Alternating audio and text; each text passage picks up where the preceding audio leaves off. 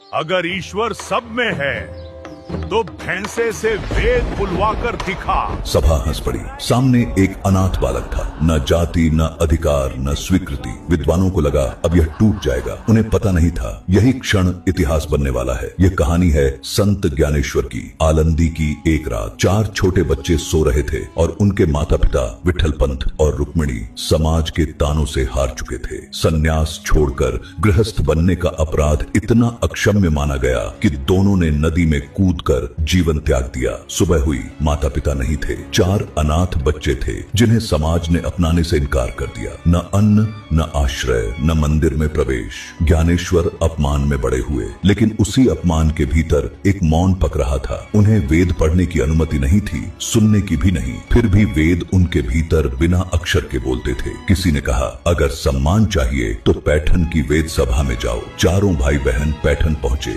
सभा ने देखा और हंस पड़ी। एक अनाथ बालक वेद की बात करेगा। ज्ञानेश्वर ने कोई श्लोक नहीं सुनाया, बस पूछा, आत्मा एक है और ब्रह्म सर्वत्र है, तो ज्ञान पर किसी एक वर्ग का अधिकार कैसे? सभा तिलमिला उठी। तभी व्यंग्य आत्मा आया। एक है तो भैंसे से वेद बुलवा के दिखा। ज्ञानेश्वर ने आंखें बंद की, क्योंकि जो भीतर सुनता है उसे बाहर बोलने की जरूरत नहीं होती। भैंसे ने सिर उठाया। उसकी आंखों में अजीब स्थिरता थी और उसी क्षण वेदों का भाव प्रकट हुआ। सभा की हंसी वहीं जम गई। जो उपहास था वह भय में बदल गया। पंडित स्तब्ध खड़े थे, क्योंकि चुनौती व्यंग्य की थी, उत्तर सत्य बनकर सामने खड़ा था। उसी दिन तय हो गया कि ज्ञान जाति, दीक्षा या भाषा का मोहताज नहीं। ज्ञानेश्वर और उनके भाइयों को सम्मान मिला। मंदिरों के द्वार खुले। यहीं से जन्मी ज्ञानेश्वरी जनभाषा में, ताकि ईश्वर केवल विद्वानों तक सीमित न रहे। कुछ वर्ष बाद आलंदी में ज्ञानेश्वर शांत बैठे थे। शिष्य समझ चुके थे यह विदाई है। केवल 21 वर्ष की उम्र में ज्ञानेश्वर ने जीवित समाधि ली, क्योंकि जिसने अपना सत्य दे दिया हो उसे शरीर से बंधे रहने की आवश्यकता नहीं होती।